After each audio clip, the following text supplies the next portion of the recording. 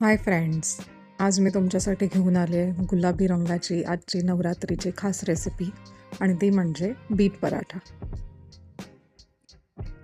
हा पराठा प्रेझेंटेबल तर आहेच, पण टेस्टी आणि हेल्दीसुद्धा आहे. सगळ्यात पहिले आपल्याला बीट उकडवून घ्यायचं आहे आणि त्यामध्ये कोथिंबीर, मिरची आणि मीठ असं एकत्र करून छान मिक्सरमध्ये ब्लेंड करून घ्यायचं आहे. आता या ब्लेंड केलेल्या मिक्सचरमध्ये मी गव्हाचं पीठ ॲड केलं आहे आणि त्यामध्ये थोडंसं मीठ चवीपुरतं आणि तीळ घातलेले आहेत.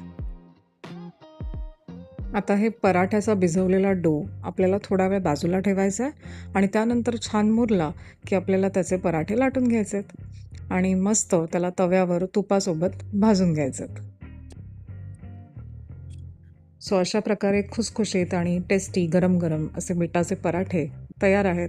हे तुम्ही स्नॅक्समध्ये किंवा दुपारच्या जेवणासाठी किंवा रात्रीच्या डिनरमध्ये सुद्धा खाऊ शकता. मी या गुलाबी रंगाची अजून एक रेसिपी लवकरच पोस्ट करणार आहे.